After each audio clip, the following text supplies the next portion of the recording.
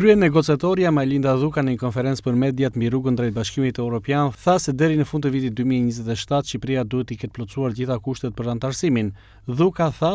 se janë 12 nisma ligjore të rëndësishme që kuvendi ka në shqyrtim. Kryenegociatorja u shpreh se kjo paketë garanton progres në lidhje me standardin evropian në 3 grupe çështjesh të rëndësishme: luftën kundër krimit të organizuar, barazinë dhe drejtësinë sociale dhe parandalimin e korrupsionit. Sipas kryenegociatores së Dhuka, 2026 është vit i rëndësishëm dhe një gur kilometrik në rrugën e vendit drejt anëtarësimit në Bashkimin Evropian, me aspiratën që në vitin 2027 ti kemi arritur përgatitjet ose kushtet për mbylljen e negociatave. Në vitin 2025,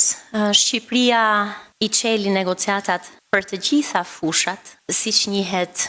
në termin e negociatave kapitujt, 33 fusha ose kapituj. Në 17 nëntor çelëm negociatat për 5 fushat ose kapitujt e fundit, dhe sigurisht që viti 2026 është një vit veçanërisht i rëndësishëm dhe një gur kilometrik në rrugën e vendit drejt anëtarësimit në Bashkimin Evropian. Në vitin 2026 Shqipëria do të kalojë dhe po punon intensivisht për këtë, për të futur në fazën e mbylljes së negociatave për anëtarësim me një numër të mirë fushash nga këto 33 dhe me aspiratën e madhe që në vitin 2027 i kemi arritur të gjitha pregatitjet ose siç njihet në gjuhën e negociatave kushtet për mbylljen e negociatave. Sigurisht kjo është një punë jashtëzakonisht komplekse, por edhe shumë pozitive sa i përket transformimit europian të vendit, që nga shteti tek ekonomia, tek shërbimet për qytetarët, tek heqja e barierave midis Shqipërisë dhe Bashkimit Evropian, siç bëm gjatë vitit 2025, ku Shqipëria u fut në zonën e pagesave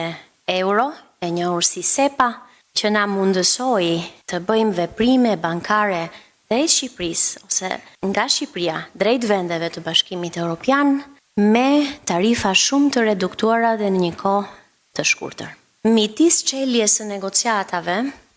dhe mbylljes, Shqipëria duhet jap një test aftësie, si në pikpamje të vullnetit politik për reforma europiane,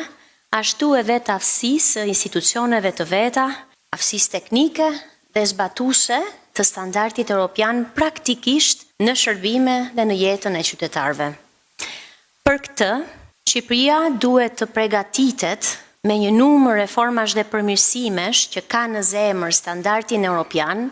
që buron si nga ligji europian i njohur si Acquis i Bashkimit Evropian, ashtu edhe nga praktikat më të mira të vendeve anëtare apo udhëzimet e gjykatave europiane. Kryenegociatorja Majlinda Dhuka gjithashtu prezantoi disa prej pikave të paketës së nismave ligjore për rrugën e Shqipërisë drejt Bashkimit Evropian. Për herë të parë, Shqipëria do të dekriminalizojë gjithashtu shpifjen ndaj gazetarëve dhe do të rishikohet ligji i lobimit. Gjithashtu do të krijohen 2 regjistra, njëri për lobimin dhe tjetri për donacionet e sponsorizimet, të cilët do të shërbejnë për rritjen e transparencës.